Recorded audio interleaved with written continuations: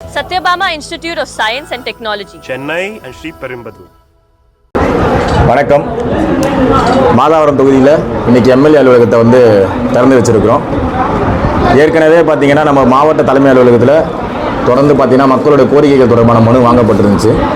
இன்றைக்கி அதை தொடர்ந்து இந்த மாதாவரம் எம்எல்ஏ அலுவலகத்திலையும் மக்களோட குறைகள் தொடர்பான கோரிக்கைகள் நாளை முதல் வாங்கப்படும்.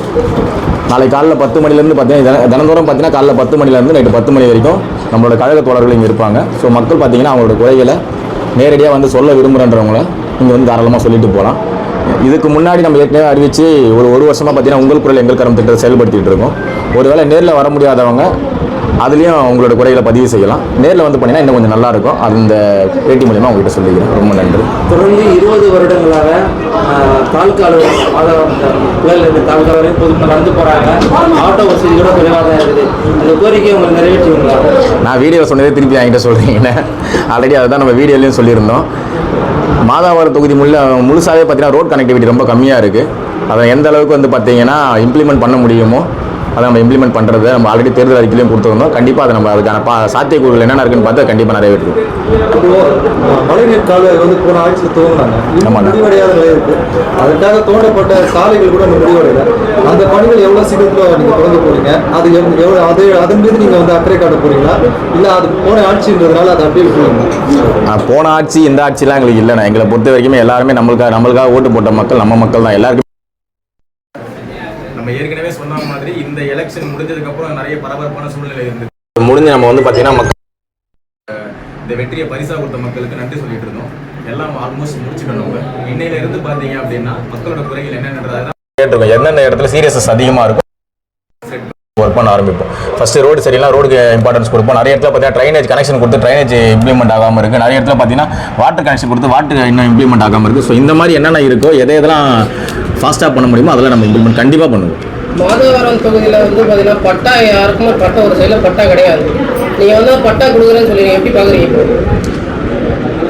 எல்லாத்துக்குமே அதே தானே. என்னென்ன சாத்தியக்கூறுகள் இருக்கோ நம்ம பார்த்தீங்கன்னா தனிப்பட்ட முறையில் எதையும் செயல்பட முடியாது. மக்களோட இணைஞ்சு அரசாங்கத்துக்கிட்ட எங்கெங்கெல்லாம் இம்ப்ளிமெண்ட் பண்ண முடியுமோ அதெல்லாம் கண்டிப்பாக பண்ணி கொடுப்போம்.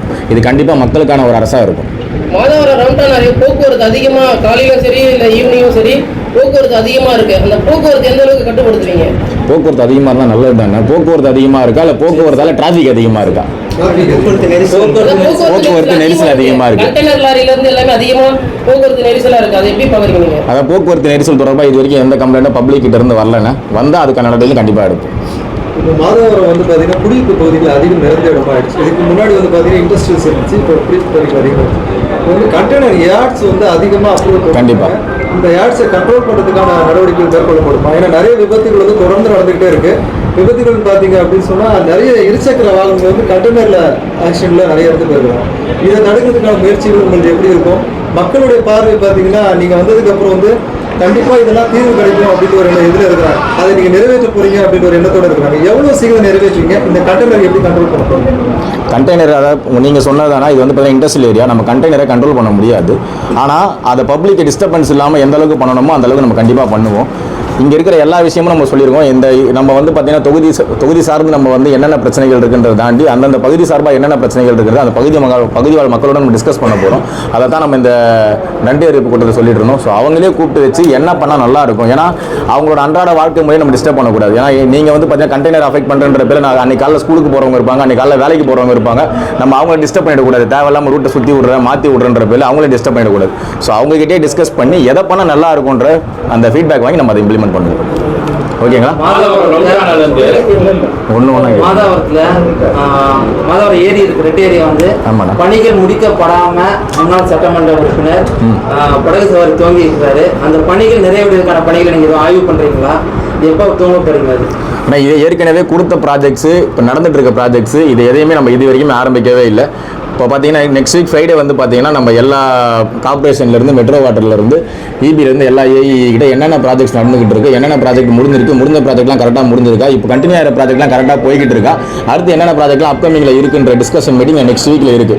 ஸோ ஒன்ஸ் அந்த ரிப்போர்ட் நம்ம கம்ப்ளீட்டாக வாங்கிட்டு எதையெல்லாம் இப்போ அதாவது ப்ராசஸில் இருக்கோ அது கரெக்டாக இருக்கான்னு முதல்ல பார்ப்போம். முடிஞ்சதெல்லாம் கரெக்டாக முடிஞ்சிருக்கான்னு பார்ப்போம். அப்கமிங் இருக்கிறது யார் யாரெல்லாம் அப்பாயின்மெண்ட் பண்ணுறதை பார்ப்போம். கண்டிப்பாக நீங்கள் எதிர்பார்த்தது விட 100% பெட்டரான ஒரு ஆட்சியாக இந்த ஆட்சி இருக்குது. மாதாவரத்தில் மெட்ரோ பணிகள் தாமதமாக நடக்குது, இது எப்படி பார்க்குறீங்க? மெட்ரோ பணிகள் நமக்கு நட சம்பந்தம் இருந்தாலும் ரவுண்டானாலேருந்து போகிற வழியில் 3 தண்ணி எடுக்கிற கம்பெனிங்க இருக்கு. சரிங்கண்ணா. பொதுவாக வந்து பூமி நிலத்தடி நீர் எடுக்கக்கூடாதுன்னு ஒரு சட்டம் இருக்கு. சரிங்கண்ணா. எடுக்கணும் கூட அவுட் ஆஃப் எடுக்கணும். சரிங்கண்ணா. எடுக்கணுங்கிறது சட்டத்திலே இல்லை. சரிங்கண்ணா. ஆனால் அதே நேரத்தில் ஹைவேஸ்லேயே அந்த 2 கம்பெனி வச்சு நடத்திட்டு இருக்காங்க. சரிங்கண்ணா. இது நடவடிக்கை எடுப்பீங்களா? ஆனால் சட்டத்துக்கு விரோதமாக மக்களுக்கு விரோதமாக எதெல்லாம் நடக்குதோ இது வெறும் மக்கள் தான் சொல்லணும்னு அவசியம் இல்லை. நீங்கள் மக்களை விட அதிகமாக மக்கள் கூட தொடர்பில் இருக்கீங்க, நிருபர்கள் எல்லாருமே தொடர்பில் இருப்பீங்க. நீங்கள் சொன்னாமே நிறைய விஷயங்கள் உங்களுக்கு தெரிஞ்சிருக்கும். நீங்களே எடுத்து வந்து தாராளமாக கொடுக்கலாம். கண்டிப்பாக அது மக்களுக்கு அஃபெக்ட் பண்ணணும், சட்டத்துக்கு விரோதமாக இருக்குன்னா கண்டிப்பாக நடவடிக்கை எடுத்துப்போம். இந்த தண்ணி கம்பெனி பொறுத்தவரைக்கும் ஹைவேஸ்லேயே இருக்குது. அது வந்து மிகப்பெரிய சட்டத்துக்கு விரோதமான விஷயம் தான். இது எப்படி கொடுத்தாங்கிறது எங்களுக்கு தேவையில்லை. ஆனால் அது நீக்க நடவடிக்கை எடுப்பீங்களா? நீங்கள் சொன்னதை அது எப்படி கொடுத்தாங்கன்றது நமக்கு தேவையில்லை. அது சட்டத்துக்கு விரோதமாக இருந்தால் கண்டிப்பாக எடுக்க போகிறோம்.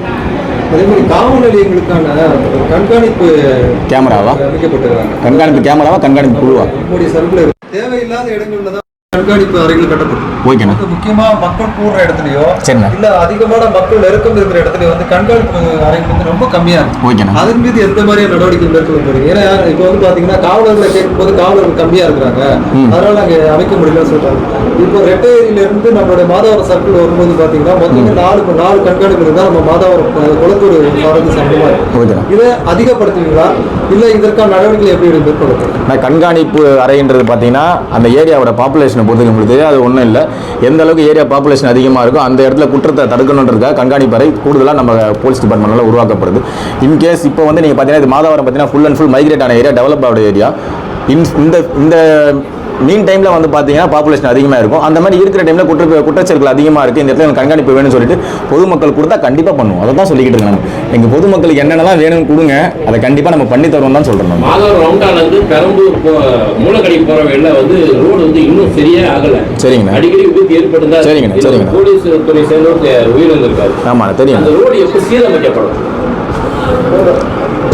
அண்ணா முடிச்சுக்கலான்ட்டாருண்ணா. பேசவா அண்ணா? நீங்கள் திருப்பியும் வந்து பார்த்தீங்கன்னா இதற்கு முன்னாடி இருந்த ஆட்சியை கம்பேர் பண்ணி கேள்வி மேலே கேள்வி கேட்டுட்ருக்கீங்க. எங்களுக்கு நல்லாவே புரியுது.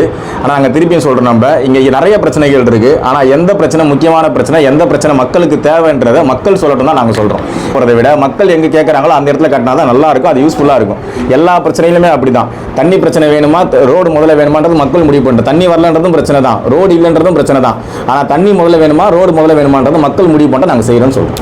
டே ஒன்லேருந்து இதை தான் எல்லாருக்கிட்டுமே சொல்லிட்டு இருக்கோம். நீங்களும் இங்கே இருக்க நிருபர்கள் எல்லாருமே பார்த்தீங்கன்னா தொடர்ந்து இந்த மாதாவரத்தில் ட்ராவல் பண்ண போகிறீங்க. ஸோ எங்களுக்கு சப்போர்ட் பண்ணுங்கள். எந்த மாதிரி பிரச்சனைகள் இருந்தாலுமே தாராளமாக எடுத்துகிட்டு வாங்க.